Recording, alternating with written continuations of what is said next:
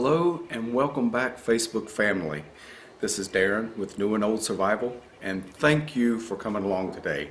I'm actually recording this on Easter Sunday, April the 21st. As promised, a lot of you have requested one of my most popular videos that's so far, the last time I checked, had about 18,000 views. Which is nothing by any means compared to a lot of other channels, but it's a lot for mine. And if you're one of those that have watched that video, then I really appreciate it. What we're going to be discussing today, again, is the versatility of my Hatfield shotgun that I have modified, and a lot of these modifications you can find online. But I can also store this into a backpack. And so not only can I just shoot 12 gauge loads, I can shoot a number of other loads with this gun. And the first thing that we're going to look at is pellets. Just the normal 22 caliber pellets that you can go to Walmart and pick up. I'm going to show in better detail this time how we do that. So stick around. Now for today's testing, we'll be using two different caliber adapters. First, I have the short lane. This is a 2.5 inch or 3 inch 12 gauge to 22 adapter, and it has an offset center hole in it to allow, normally the firing pin on 12 gauge will strike the center, but the hole is drilled offset so that no matter where you rotate it, the firing pin will strike the primer. There is one problem with this, and you'll probably see later in the video that many times, and often it's every time, that I have to double strike the primer in order to get this round to go off. But we have here the let's see, this is a 2.5 inch, excuse me. It is non-rifled. The other one is a 5 inch rifled, which by laws you will have, the rifling will generate spin, making it more accurate. The longer barrel should make it a little bit faster in feet per second, but we're going to test those out. I'm going to try it on one more round because I did get an error, so it did pick up something. So let's try it again.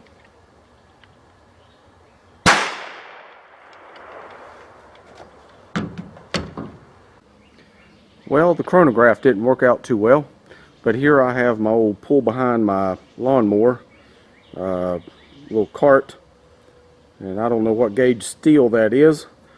We're going to take a shot and see how that goes. You can see that I've actually shot it once and I already know the results, but after I shoot it again, I'll bring you in.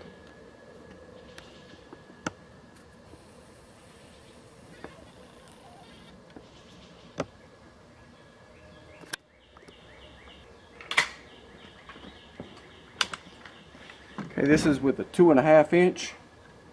Let's see if it'll shoot point of aim. There's one. Have to recock the hammer.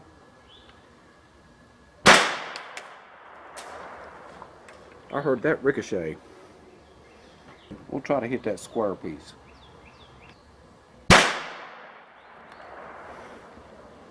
Nope. Let's go take a look. Now we have an 8 inch target at 20 yards lasered, and just to let you go back and see. Okay, I know it looks weird on video, but that's 20 yards from the muzzle. We're going to see if we can hit it.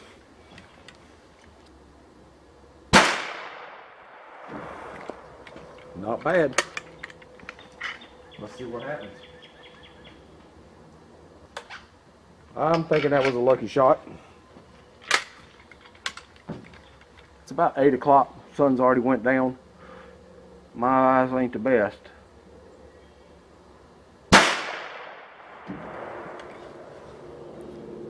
Looky there. Was that hole for hole? Good grief. I think we've got to try another one. Alright,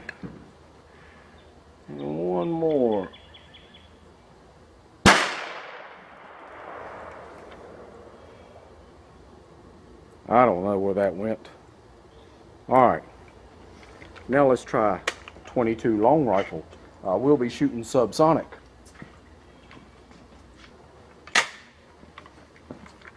Alright, this is the Aguila 40 grain subsonic. They tend to be more accurate than all my other rifles. We're going to try it out of this 2.5 inch adapter. 1.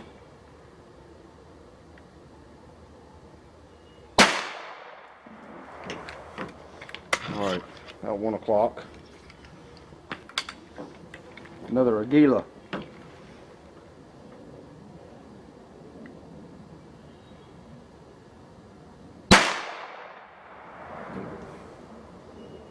That wasn't too far off the mark. Number 3.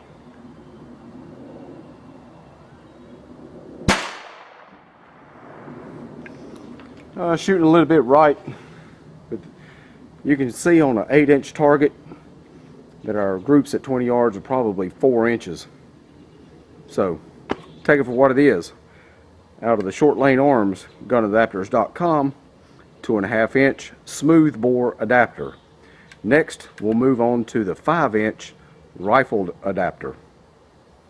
There's a couple of differences in these adapters other than the length, as you can see here. The one main difference is the shorter 2.5, 3-inch adapter is smooth bore, and it will require a push rod to eject the spent shell. Okay, sometimes if you're lucky, I've been able just to hold it up and blow it out. Sometimes you can pick it out with your thumbnail, fingernail. Most of the time you're going to need this rod. Now the 5-inch rifled adapter, which brings me to my point, it is rifled. It should give us a little more accuracy. It should give us more velocity, and it has a little thumb or a fingernail area that you can get in and scrape the shell. So we're going to try that for penetration, and we're going to try it for accuracy. Alright, I know you can't hardly see that. It's getting dark on me and I'm trying to finish up this video and I can barely see it here. But here we go. 1.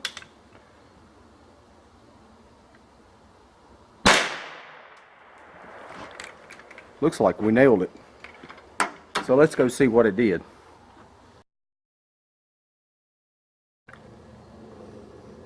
Okay, you can see our 3 white dots there.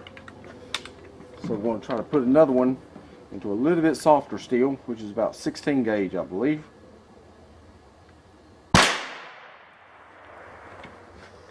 I believe we have an extra hole. Let's go check it out.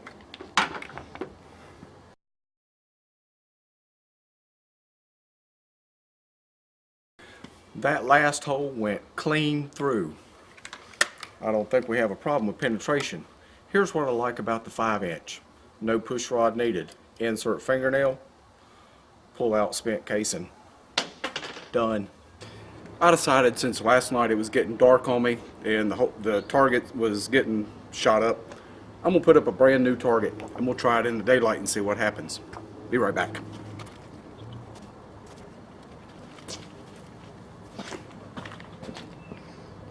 Three shots, 20 yards in the daylight with a brand new target. Here we go. Number 2.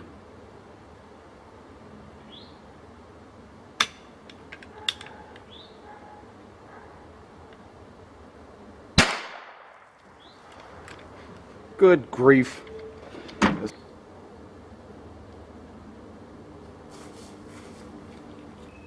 Shot number 3.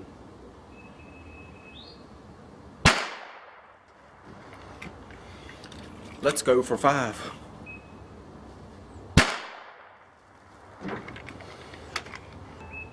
Number 5.